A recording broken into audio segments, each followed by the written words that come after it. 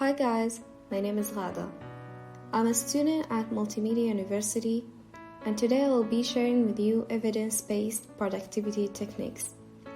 So I'm gonna be giving you advice on how you can improve your productivity, and I will be backing up everything I say with evidence from studies that have been done in the field of psychology and neuroscience. No one ever really teaches us how to improve our productivity.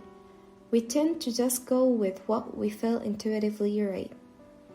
And as we will see, the research is showing that actually the techniques that people think it is right often tend to be not effective.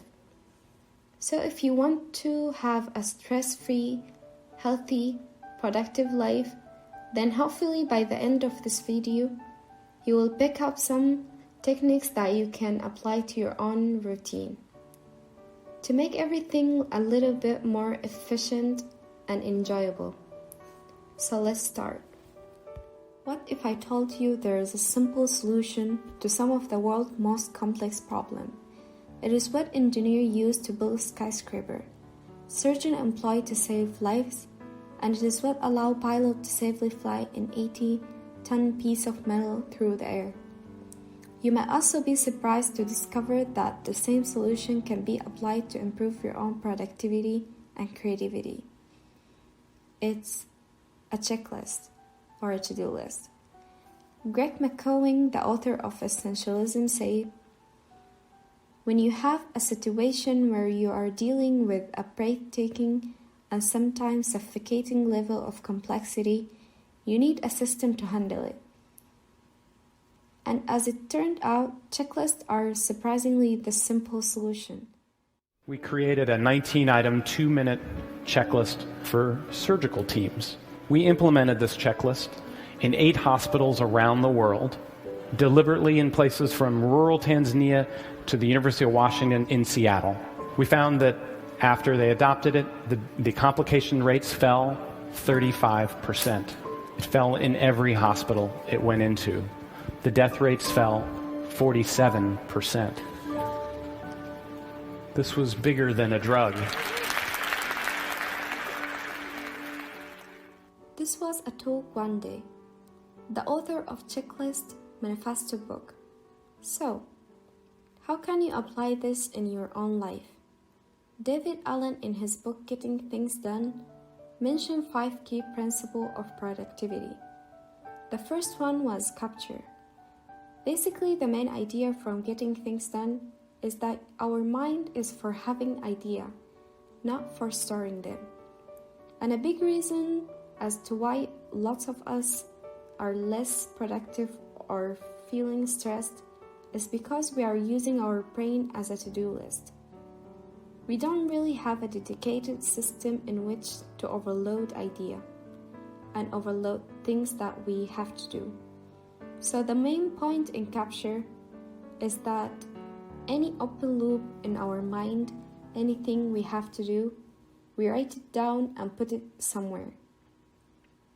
Anytime you find your brain trying to remember something, like replying that person email or buying flour, so always write it down. David Allen says that a big part of why we are all very stressed about everything and we have overwhelmed by all the stuff we have to do is because we don't have a centralized, trustworthy system. We might use a to-do list, but often we don't use our to-do list for 100% of the things we actually have to do. We would maybe use to-do list for 70% of them. He said that every single thing in your life you want to capture and you want to overload into an external system, an app or not paper, whatever you want. And once you have 100% coverage, that means you can now trust your system rather than relying on system plus brain. Next is multitasking.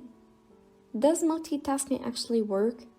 Not exactly. Studies have shown that you can't truly multitask, but your brain is capable of switching from one task to another at an extremely fast rate. A good example would be when you are walking and talking with somebody. your brain is actually switching between those two tasks, but it does it so quickly that you don't actually notice it. However, this does not work for more complex tasks. Does multitask kill your productivity? Absolutely yes. And there are tons of studies from Stanford University, MIT, and many other places to back this up. The amount it kills your productivity does vary from study to study, but it does slow you down to some degrees regardless. However, it may actually be a little bit worse than most of us think, which leads us to the next question. Is multitasking good for you? No, it is not. In fact, study from the University of London actually found that multitasking can lower your IQ by as many as 15 points. And since the average IQ score tend to range between 90 and 110 points, 15 points is a pretty big deal. Also, research from United Kingdom have found that multitasking increases your body production of the stress hormone cortisol and can lead to an increased heart rate and blood pressure, which could cause you some serious health problem down the road. So how to stop multitasking, or at least limit it? First is the most obvious: eliminate the potential for distraction as much as possible you can.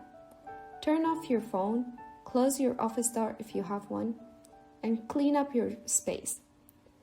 You actually will be amazed to how big difference cleaning up your desk can make. Also, as we said earlier, use a checklist.